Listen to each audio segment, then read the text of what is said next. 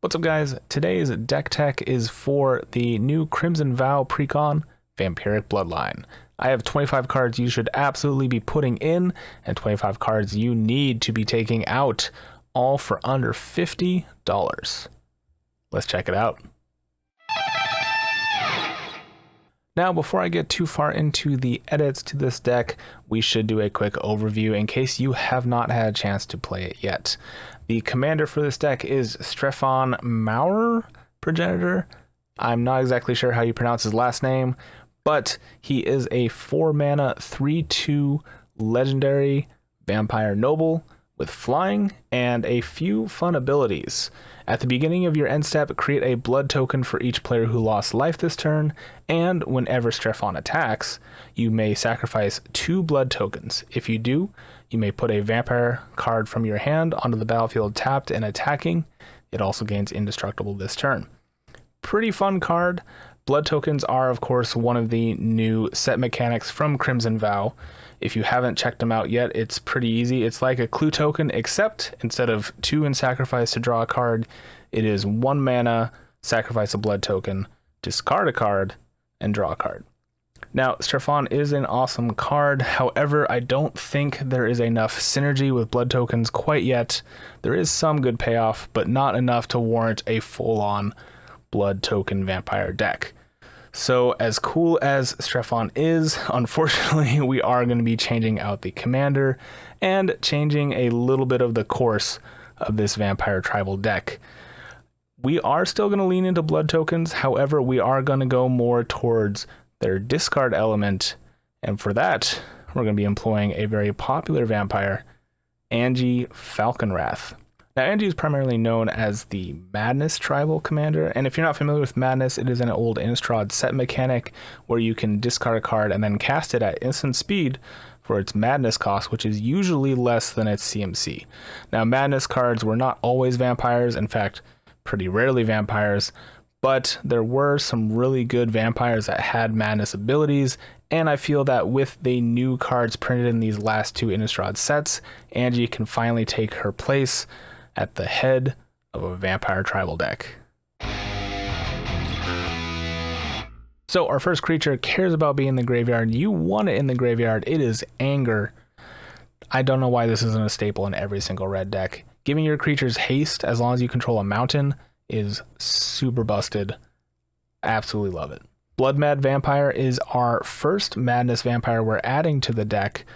2 and a red for a 4/1 is not the best. Its ability that lets you deal damage to a player and put a +1 counter on it is really good. However, what's absolutely amazing is being able to cast this for 1 and a red for its Madness cost, especially if you're drawing a card off of Angie as well. Bloodthirsty Adversary is one of the newer cards that just came out in Midnight Hunt. It has great early game and late game. Being a 2 for a 2/2 with haste can make sure it hits early, and being able to recur 3 CMC or less instants and sorceries for 3 mana and buffing it up at the same time is just so good. Chainer Nightmare Adept is one of the few non-vampire cards actually in the deck. However, its discard ability and being able to play creatures from the graveyard are super powerful. This recursion was well worth the include.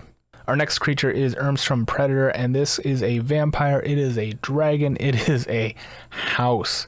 This thing gets going and you just cannot stop it. The targeted graveyard removal is super beneficial. You don't have to target your own graveyard, and most times I recommend you wouldn't, but the second ability that it can stay indestructible and always stay on the board is so nice. Incorrigible Use is another Madness Vampire we're adding to the deck. For 3 red and red for a 4/3 with haste is not the best rate. However, being able to discard it at instant speed and cast it at instant speed for 2 and a red is good. It's very good. And of course, we had to add some Olivias to the set. Crimson Vow is her set after all. And of course, the Crimson Bride is the marquee card. For 4 black and a red, you get a 3/4 flying and haste and great recursion.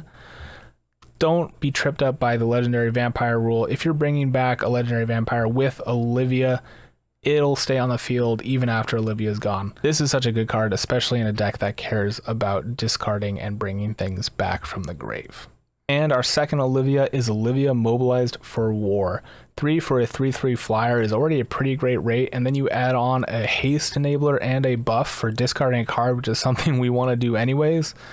Awesome card. While other tribes like elves and zombies recently and humans get plenty of lords, vampires do not have a ton that care about other vampires. Thirsting Bloodlord is one of the few exceptions. It's fairly inexpensive. For 4 mana for a 3/3 that buffs all your other vampires, I felt like it was worth an include. And our last creature is a bit of a aristocrat style creature with Voldaren Bloodcaster. 2 for a 2/1 flyer is a pretty great rate already. Add on an aristocrat style effect that creates you blood tokens every time a creature dies, and being able to transform it into a creature that transforms blood tokens into bats. This card is nuts. I really want to see it pop off. Moving on to enchantments, Faith of the Devoted is an amazing card to add in this deck. We're going to be discarding cards all the time, and being able to do that during our opponent's end step, we get a little bit of extra life in, they lose a little extra life, could be the finisher we need to get that win. And speaking of discard, how about a discard outlet in Land's Edge? Yes, our opponents can use it too. Are they going to be taking as much advantage of it as we are? Probably not. And being able to do a little bit of extra damage to an opponent as a bonus is nice, although more often than not, you're going to want to keep in those lands for your land drops. And keeping with the discard enchantment theme, Tortured Existence is up there with the best of them. For a black mana, you can discard a creature card, potentially play it for its madness cost, and bring another creature card back to your hand. That seems pretty awesome. But what are you going to do with all those creature cards in your graveyard that you can't get back? Or all those sorceries, or those instants, or God forbid enchantments? Underworld Breach. This card is one of my pet cards for red. I love this card. It lets you bring back anything you want for its casting cost and exiling 3 cards you probably weren't going to be using anyways. Really cool. Really can bring you the win from out of nowhere. I think it deserves to be in every red deck. Card advantage obviously wins you games, and the best way to do that is drawing cards. Now, we're going to be doing a lot of discarding cards in this deck. There are definitely ways to also draw cards off of that, but this is one of the best. Change of Fortune is a new card from Crimson Vow. You discard your hand and then draw a card for each card you've discarded this turn. Don't even need to have any cards in hand when you play this. If you've been discarding other cards to Angie and other outlets, you draw all those cards right back. Really good card. Faithless Looting is along those lines. I don't know why it wasn't in here already. A lot has been said about Faithless Looting. It's a fantastic card. It has flashback. It should be in here. We added a Planeswalker as well, Liliana, Waker of the Dead. For 4 mana, you get something that discards cards, gets rid of creatures that could be a problem, and if you manage to ultimate it, you get to recur cards from your graveyard. All 3 things are amazing in this deck. I want all 3 of those, and for 4 mana, it was an easy include. And for artifacts, we added a little bit of pseudo ramp. First one up is Moonsilver Key. This has been compared to Wayfarer's Bauble a little bit. It's not exactly the same. It doesn't put the land out onto the battlefield like Wayfarer's Bauble does. However, the ability to tutor for any mana producing artifact just gets more and more busted the more and more high-powered artifacts you put into the deck. Just being able to search for your Soul Ring or your Arcane Signet is so good. I think this is better than Wayfarer's Bauble. Don't tell anybody, but this is going to be a new Commander staple, I can just tell. And it's really on theme. Hazardous Monument from Amonkhet Block does everything we want in an enchantment. It makes our red creatures, including our commander, cheaper. And every time we play a creature, we get to discard a card and then draw a card. That's awesome. For 3 mana, sign me up. And to round out our spells, I added 2 instants. The first one is a little combat trick, Abandon Reason. This is more of a pet card of mine, but it does serious work and can come from out of nowhere to help you clear the board. And of course, Fiery Temper is just Lightning Bolt with more steps, but in this deck, those more steps are really not a big deal and usually get you an extra card in return, so it becomes a cantrip. And last but not least, we added a few lands. The first one up is one of my personal favorites and something I add to pretty much every black deck. That is Castle Lochthwain. It's really good, cheap land draw, especially for when you're hellbent late game. This card has got me out of so many sticky situations. Honestly, it just needs to be in every black deck, just straight up. Next up is a newer card, Voldaren Estates. It mana fixes for your vampires. It gets you blood tokens, potentially even for free, depending on how good your board state is. And if you get the box topper art, it's Castle Dracula. How could you not add this card to the vampire deck? And last but not least, another personal favorite, also from Throne of Eldraine, Witch's Cottage. Honestly, in a black deck, you're going to have 3 or more swamps pretty easily, especially later game. This is just nice little recursion, and usually you can somehow manage to get it into your hand off the top of your deck using discard. Overall, just a really solid include in any deck running black, to be honest. And now for the 25 I took out. I do want to preface this by saying a lot of these cuts were due to the high CMC of the deck overall. I know Strefon's main ability was getting high CMC creatures into play, however it was just a little too clunky, and him being a 4 CMC creature himself made the deck very slow. We really streamlined the whole process, really brought down the curve, and unfortunately, some of these creatures had to pay the price. Most of these high CMC vampires are good cards and could be swapped out for some of the ones we left in for sure, but cuts had to be made, and these are the ones I made. First up is exactly what I'm talking about with Bloodlord of Vazgoth. Awesome vampire, too expensive. Our next card is actually fairly well costed. However, Angie does not need haste. She already has it, and she's not going to be doing a lot of attacking usually, so this was a fairly easy cut. Butcher Malakir was a bit of a tougher cut. I love Grave Pact style effects, however, it is very expensive, and we're not really running a super heavy Aristocrat style deck, so it just wasn't quite a good fit. Not much to say here except that Champion of Dusk is the definition of a Winmore card, and I do not like it. You could also throw Crimson Honor Guard into that Winmore bucket. It's a little expensive, it doesn't really do enough, and becomes the instant target of removal for everyone on the board. Not worth it for as little as it does. Falconwrath Noble was another easy cut. I mentioned we weren't really leaning heavy into the Aristocrat style. I did leave Blood Artist in because it's Blood Artist, but Falconwrath Noble was just a bit too expensive and didn't really do enough, especially with no real good sack outlets, so he had to go. Now, these next two were the backup commanders for this precon. Cambier and Loreen. Again, these kind of fed into a bit of Aristocrats style theme that this deck just wasn't going to be going in, so they were cut. They might be fun in a different style deck. I do like the duality they have, especially one creating tokens for the other to draw cards off of. This just was not the deck for them. Malakir the Blood Witch is another Winmore card. It's expensive, it doesn't really do too much, it needed to be cut. Next up is Markov the Enforcer. It's a fun card. Maybe I'll add this back in if I want to swap out some of the higher CMC creatures. I just didn't really care for a 6/6 with no flying. Sanctum Seeker is another Winmore card that is not costed very well. I could see this doing well in token decks that make lots of vampire tokens. That's not this deck though. And this was actually the last card I cut, the Marquee Commander, Strefon.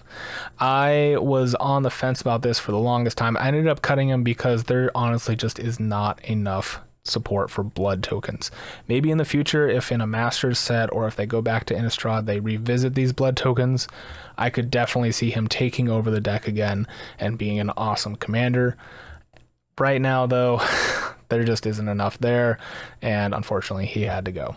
Timothar could be a good card in another deck. There's too much graveyard recursion in this deck for him to even be worth the risk of having a 1/1 bat being your sole chance of bringing back your key combo piece. I think he belongs in a non-vampire reanimator recursion deck for sure.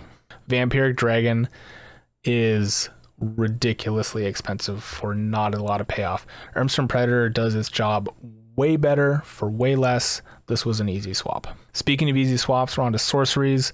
There were so many better card draw options that we included in the deck, so Ancient Craving, as thematically fun as it is, had to go. Same can be said for Damnal Pact and actually Imposing Grandeur. Both of these cards are not really great rates, especially Imposing Grandeur. I could see this working really well if we do bring Strefon back as our commander.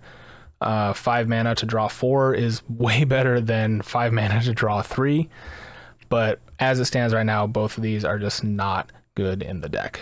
Mob Rule was a bit more of a thematic call. This card can absolutely win games for you, but as it stood, I didn't really think it was a good fit stylistically in the deck. You may disagree and keep it in. I just thought there were more fun cards I could add besides this card. For artifacts, we just kind of took out the trash. Charcoal Diamond, Fire Diamond are not great mana rocks. I don't know why they included them.